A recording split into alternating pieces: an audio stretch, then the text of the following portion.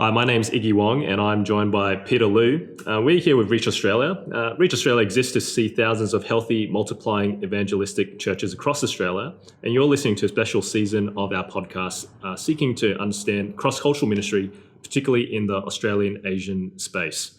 As Australia continues to explore its identity as a multicultural country, we'd love to keep pushing into these conversations about reaching different cultural groups and how we can do that better for God's glory.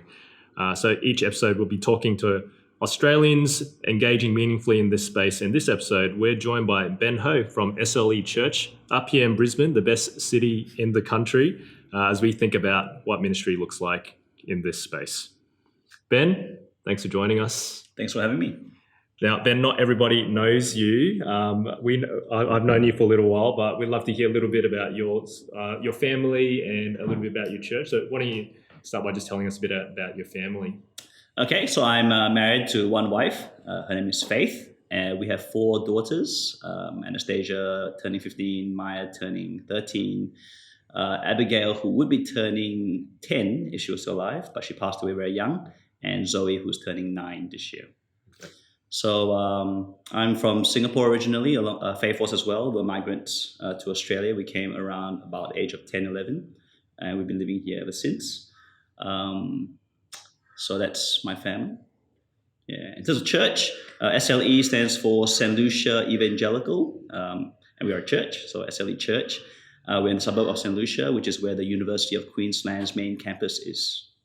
It was founded as a migrant church in the 70s, and it has been ministering to migrants predominantly over the decades, as well as international students, both from East Asia, China, as well as from Southeast Asia, mainly Singapore and Malaysia. In recent times, there have been a growing number of locals, so Caucasian Australians as well as multicultural Australia. It has been a recent development over the last year or so. Now, one of the unique aspects of your church is that you've got quite a thriving international students ministry. What percentage of the church would you say that makes up, international students? Yep. It's a tricky question. Pre-COVID, it was probably around about 40% international students. So we have about 300 people that regularly attend each week, and about 140 were international students. But since COVID happened, quite a few had to go home, and some graduated. And obviously, Australia is not receiving any more international students physically. So our numbers of international students are down to around 80, 90 at the moment. Yeah. And that wasn't always the case, was it? The international students ministry. It was. Did it always exist, or it definitely wasn't always as big? But how did the church transition to actually grow a ministry like that? Yes. When I came to start pastoring this church 12 years ago, the church had about 90 people, and about maybe 20 of them were international students, and they were attending various fellowship groups, either in the church or on campus. So the first Bible study that I led or ran when I first started pastoring the church, we only had 6 international students in the group back then. So to be honest, I think what happened was we opened the Bible and we learned from scriptures and we impacted by it. Within a few weeks, people were excited about that, so they invited their friends. So 6 became 12 within a few weeks, and then 12 became 30 within a few months. And by the end of the first year, it was about 30 odd people coming. And then from then on, we grew probably about 10 to 15 per year for the next 10 years. So actually a bit more than that, because obviously people leave because they graduate. So every 3 to 4 years, there's a turnover of about a third to a quarter of the students will leave. And then we seem to get that number back plus more. So that has happened all the way up till the beginning of last year where COVID happened. And since then, obviously, things are different.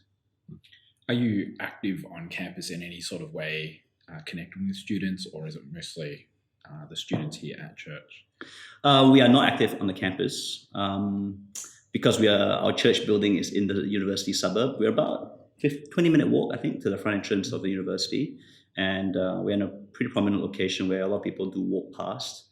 But mainly it's word of mouth, I would say. So we haven't done any advertising on campus or anywhere else. I guess the biggest advertisement are people who come and enjoy and are growing and learning, being converted here, and then they tell their housemates, their college mates, their classmates, course mates, and then they come along. So that's been the main way. think the other thing that we do as well is a lot of the ministry has been done in our home. So our home actually is about 10 minutes away in Indooroopilly. So we rarely do a ministry in church actually, except for the Sunday ministries, because international students, I think they have no home. They're living in an apartment shared with other people. But when they come over to our house, they see a family with kids. They see children's books. They see gym equipment. They see just normal family life, and then they get to come together with 15, 20, 30 other people, and it feels like just a nice cozy place. So we have a lot of non-Christians who are happy to keep coming along just because they enjoy having a family away from home. So I think that's a big attraction as well over the years. And so even when we started having about 120 people, we still had it all at our home. So over 2 nights, about 60 people per night. So you can imagine it's packed. It's pretty crazy. But it's crazy, but it's great. And we would love to keep doing that. But I think once we went past 120, we couldn't. And so we started using the church as well as our home. If there are any rich investors who want to buy some homes to let students live in and be a base for international student ministry, hit me out. Yeah. Property in Brisbane is much cheaper as well, so good investment for you listeners down south. Yeah. I think the house next door is probably about 1.2, 1.3 million, and it's about as expensive as it gets around here. Yeah, that's it. But near my place, about 650,000 will get you a pretty decent 4-bedroom house. I think Ben's quite serious about this, guys. You can contact Reach Australia for that. So you said I think that's been one of the difference makers, you reckon, that hospitality and the relational aspect. Yeah. Yes, I think so. I was involved in a campus international student ministry for the first couple of years when I started ministering here as well. And I think there's a pretty big difference in feel and commitment to move away from where you live, the university suburb, to go into someone's home. Initially, when we weren't so big, we had meals together every single week. Just being able to share our lives with each other. Some people will come earlier. They'll help us garden, help cook dinner together. Then they stick around till 12, 1 o'clock in the morning, playing Wii, whatever it is. I mean, when you're younger, it was a bit more doable, a bit hard to do it now. But all that kind of informal hang time created a lot of opportunities to firstly connect and just get to know each other. But then also you have these deeper conversations that happen. And so it's intense. But yeah, you make a lot more progress much quicker, especially for people who are only here between 1 and 4 years. That kind of intensity really does help, as opposed to just seeing each other on a formal setting, once or twice a week. So that's quite a high percentage of your congregation. How does that impact the life of church? How does it impact? We've always tried to. A lot of the migrants were international students once. So I think for quite a large portion of those who are what you would call locals, migrants or ABCs, they would have had experience of what it was to be an international student. And so they fully understand the need for this ministry.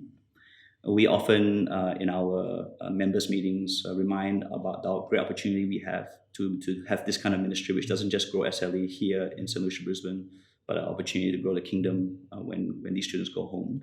So I do not know anyone who does not support that aspect, because obviously as the sole pastor for a few years, and then as one of 2 pastors, a huge proportion of my time is devoted to the international student ministry. And I'm the senior pastor now, and I'm still doing international student work. So they do recognize that it takes away from the local, church, but they're all behind that ministry. Quite a few of the locals do also get involved. So for those who were once international students or who are even ABCs and have a keenness to want to do this ministry, they do get involved directly in serving, leading, and so on. But on the flip side, I think the international students bring a lot to the church because they have, they really only just here to study, and they haven't got family commitments and other things. They typically don't get part-time jobs either. They almost work part-time for the church. So for the families ministries, when they need childcare, which is every time they have a Bible study, it's international students who will put their hands up. I think about half of our kids' church ministry teams are made up of international students. Wow. Now, it puts a lot of strain on the leaders of the kids' church ministry to have to keep training new students every year. But in a way, that's a good thing because training culture in this church is you drop the ball for 6 months or 12 months and you have a huge hole. So we're on our toes all the time thinking about training, and everyone expects that training will happen. And so we are raising up more and more people every year. And the great benefit is that they will go home and hopefully use what they've been trained in for the benefit of their home churches. So the ministry does take from the church, but the church is willing to give. But the ministry also does give a lot to the church. So there's a really great partnership there. And it's not just like the internationals are doing their own thing, sight unseen by everybody else. And, with people grumbling about how resources are being taken up. I think there is a real synergy there between the local and the international work. So it sounds like what's really important there is having that bigger vision of the greater kingdom. Yeah. And I suppose maybe it's a bit easier because we're a migrant church. We came from a bigger part of the kingdom, and then we're part of this part of the kingdom. And we always still have family friends overseas. And nowadays, with globalization, we've got friends everywhere. So I think it's a bit easier now for people to think globally. I suppose we had to make it explicit. We often have to make it explicit, usually every year. It's actually baked into our mission, values, and vision statements of our church. So one of our key values, and there were 6, one of them actually is ministry to international students. So it's actually baked into the stated values of the church. Yeah. Before that, it was implied. But over the last 3 or 4 years, it's actually formalized. Yeah, it's explicitly part of the culture of who SLE is. Yeah, SLE is. Yeah. How does that factor then, say, like training is a big component. So how does that factor into your teaching and your preaching? You've got a transient group, a large transient group. How does that factor into your preaching? Okay, so the overarching principle that Steve and I, so the other pastor and I, when we look at the preaching program, is we want to preach the whole counsel of God. I think that's what Paul said he did at Ephesus. So we try and use that guideline. And obviously that doesn't mean you preach every single book of the Bible, but we make sure that we preach, the major divisions of Scripture. And given that we have a transient population that comes through roughly once every 3 to 4 years, we try and look at our 3-year preaching plan to make sure that we're covering, Pentateuch, wisdom literature, and so on, like gospel, letters, Revelation. And then we cover some of the key doctrines along the way, the doctrines of God, doctrines of grace, and Christian living. So we have a preaching plan that goes back to probably 2011 that we've got, and then we tag, we put the 5 different colors. I think we've got 5 divisions that we use. And then we make sure that we have those 5 things minimally every 3 years. So that's how we make sure that if someone's here for 3 years, they will cover all that. And obviously from within the divisions, there's so many different books you can choose from. So those who are here for 15, 20, 30 years won't get exactly the same thing all the time. But then again, people forget. If I preach the same thing 6 months later, there's a good chance that people will still learn it from it because, I certainly do as a preacher. You're saying that people forget sermons, Ben? Yeah. This is a revelation to me. I thought they remembered everything. Yeah. 98%, 2%. So that factors into our preaching. Make sure that we have that kind of 3-year overview of what's going on. We've kind of gone between 2 other principles, whether we want to expose people to a broader range of Scripture. So whatever we do on sermons is different from what we do in fellowship groups or community groups. But in recent years, I think pedagogically, I don't think that having so much content works.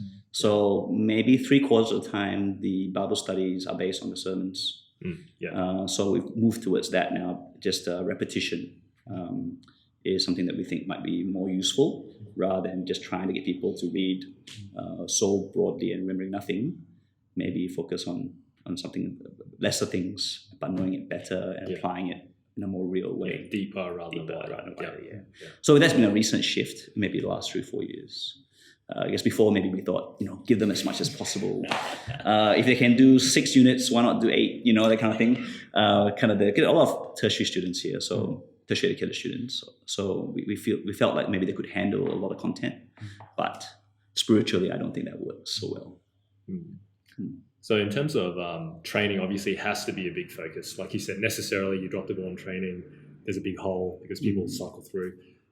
What are some of the ways that you keep on top of the training and are really intentional with how you train and raise up? Especially, I expect, you always need leaders for the ministry, Mm. and they're cycling through so quickly. How do you actually keep raising leaders effectively? Yeah. So I think the key for us is that as early as possible, if someone visits us, is to be able to get to know where they're at on a one-to-one level. So we have really tried to work hard at being a welcoming church that does follow up really well. And so if you come in as an international student, or if you come in as a local worker, or if you come in as a local family, I would hope that within a week or two you're plugged into a one-on-one situation, at least for a once-off coffee or lunch or visit or something. And in that first few interactions, we try and see whether we can get people to read with us, enter into a discipleship relationship. So if they're non-Christian, obviously, to do something evangelistic.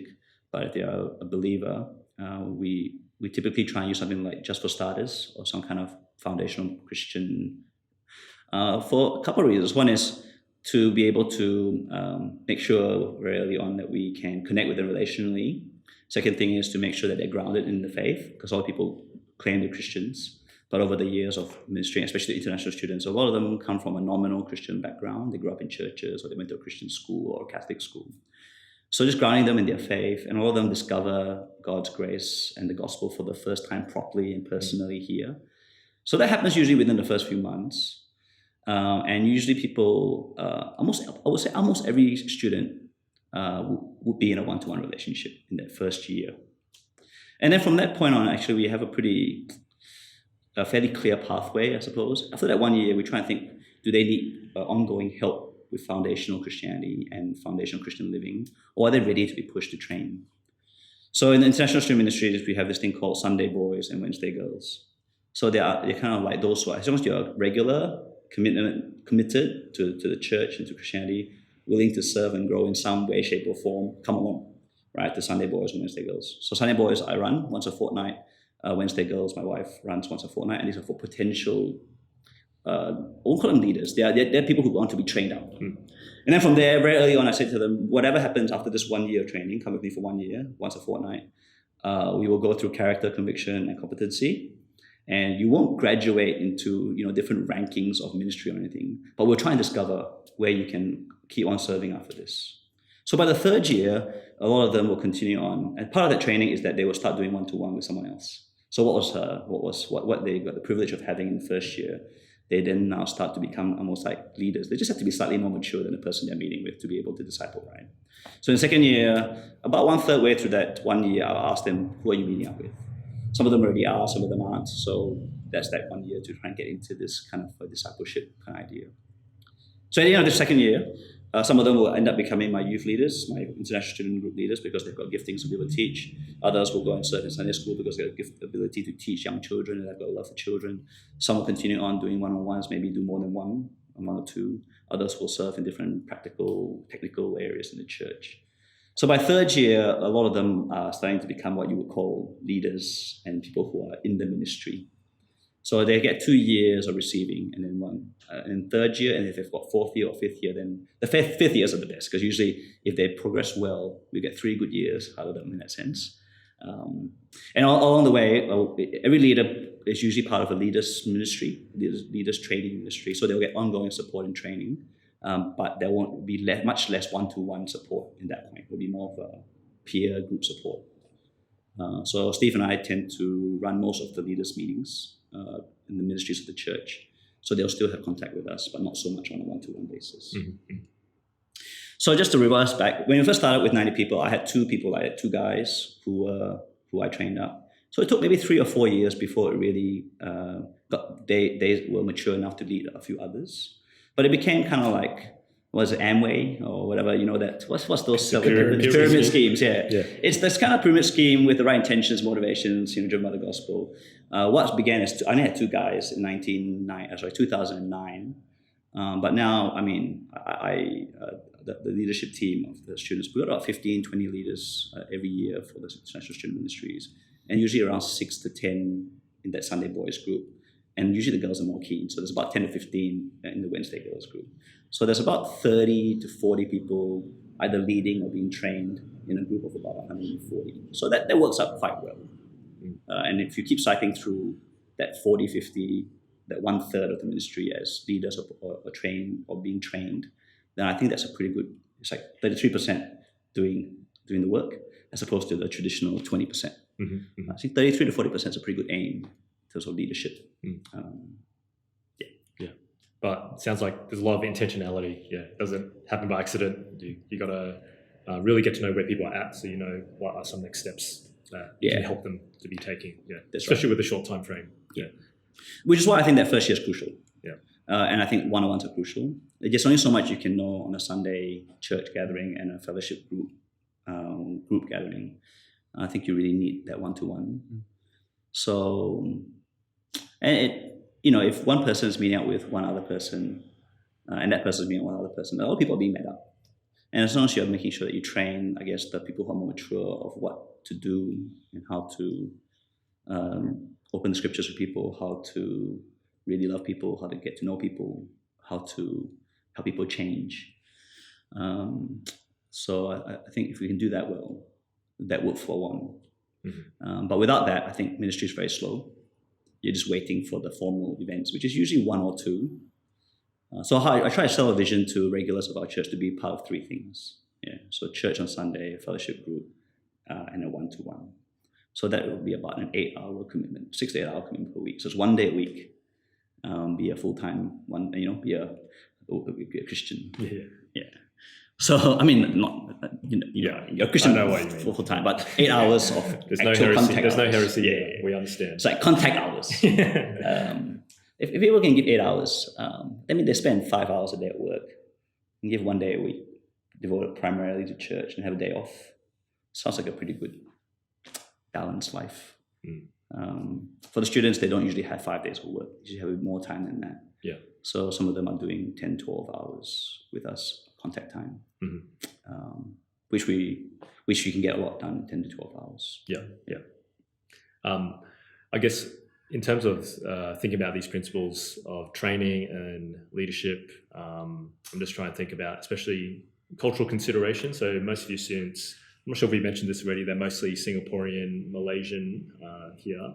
Are there any unique, I guess, cultural considerations from the Singaporean, Malaysian culture, or maybe Southeast Asian culture that has informed, I guess, the way you train? Obviously, you've come from that background, so maybe you understand it just a bit naturally, a bit more, but yeah.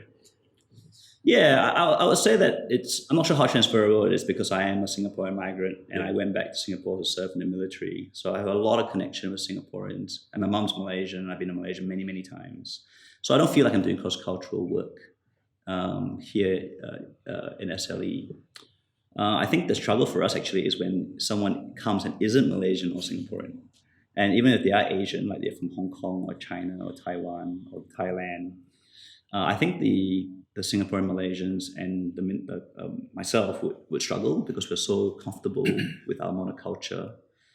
So we actually have a struggle with having to be thoughtful of other cultures and get to go outside our comfort zones because we're in our own culture in church here. But I guess if there are Singaporeans and Malaysians in the churches, people listening in, I guess I'm Aussie enough also to be able to see where it's difficult. The funny thing about Singaporeans and Malaysians is they speak English really well. They may not sound like it because they've got an accent, but they do really well in English mostly. And so you would think it'd be easy to communicate with them.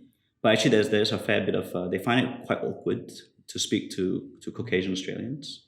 And in fact, they find it pretty awkward to speak to even other Asian nationalities that can speak English, let alone the Caucasians or the Europeans or Americans.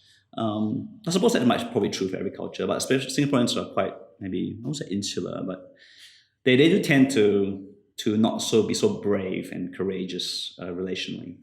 So you'll find them clumping together in the universities and the communities around Australia. And I think the way to get to them the way to get to most Asians, I think, is hospitality. Rather than meeting them for a coffee out somewhere, they'll probably have their guard up. If you invite them to your home and you eat a meal together, I think you will break a lot more boundaries that way. Just for one thing. Yeah, I'm not sure if that helps. Yeah, no, that's helpful. Yeah. Yeah. So I guess I think Pete touched on it before, but just the interplay between also the local ministry and the international ministry, and it sounds like you got a great thing going with the international students in terms of raising the leaders and things like that. You said that takes a lot of your time too. How do you keep the local church ministry running well and healthy as well, whilst there's all this other stuff going on? Like, can you speak to that a little bit? Yeah. So the way Steve and I do it is that we've pretty much made sure that we're overseeing one of us is overseeing every ministry of the church. And over the years, it's made sense that because Steve did ministry training through the youth group, that he's actually followed the local youth group. So the youth group means the high school kids, the locals. He's followed them up through. So he's been doing it for, I think, 12 years now. So the people he knew back in year 7 and year 8 in 12 years ago are now 24, 25. He also runs the young workers ministry, which is half internationals, half locals. So I think Steve is the one that really ministers directly to the locals, the local high school kids, the local uni students, the local workers. And so his role is really devoted to that. Mine is international students and the families and the older generation. And my wife kind of looks after the kids' church, but I kind of oversee that as well. So I guess the first point there is being that we make sure that everybody is covered. There is a pastor overseeing every ministry, and Steve directly ministers to the teens and the local uni students. So they're being trained up as the future long-term leaders of our church. Now, as senior, I help Steve do that.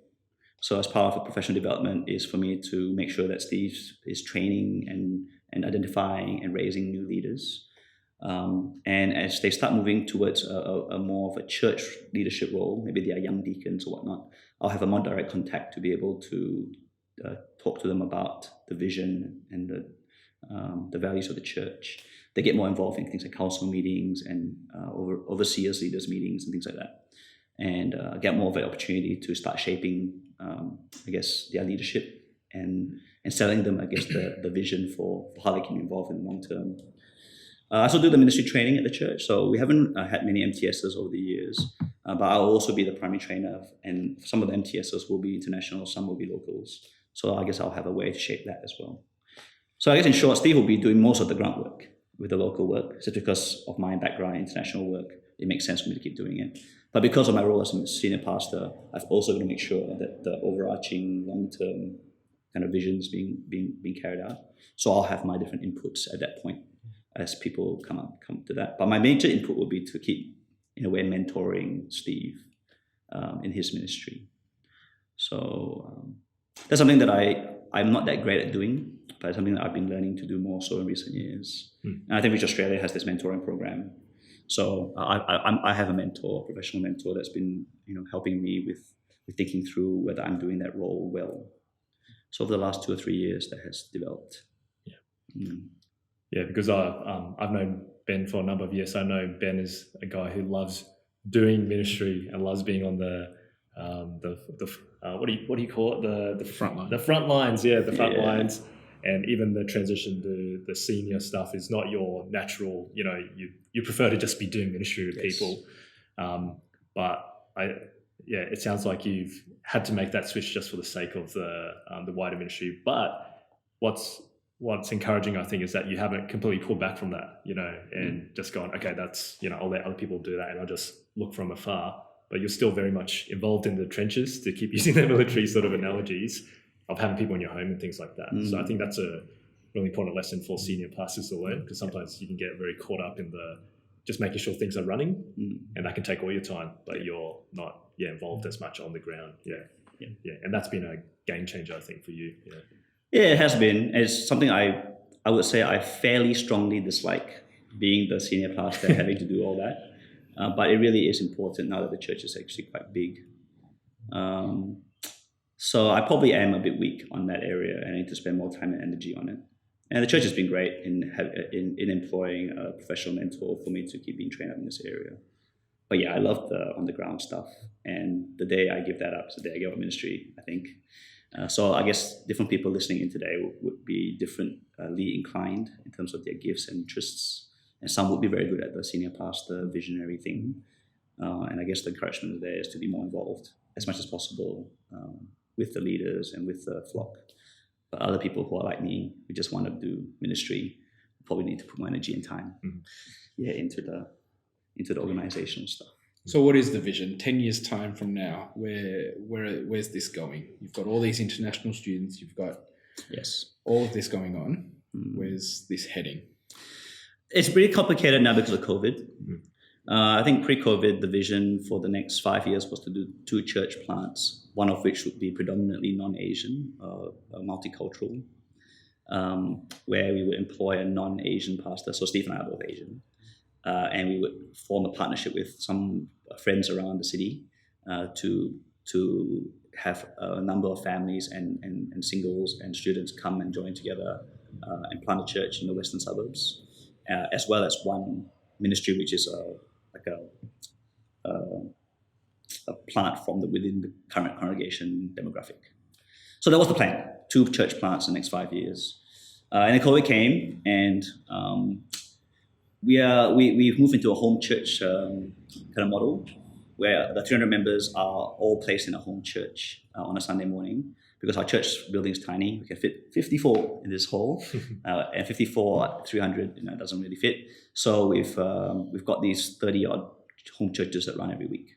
That's about 10 in each. So we're trying to toy with the idea as to whether we could maybe raise churches coming out of a few of these home churches in the one locality coming together. By the moment, everyone's pretty burnt out. Running a home church every week is a lot of effort. I mean, I can't believe how much people are serving now, opening their homes. Some people won't leave. They go to church, then they have discussion questions, then they pray, then they chat, then they eat, then they chat some more, and then for 6 hours is gone. I'm serious. Quite a few of the homes are doing that most weeks. And so we're thinking maybe this year we won't be so ambitious. We'll just let things settle, and then we'll pick up the vision again next year. So at the moment, the answer is we don't know.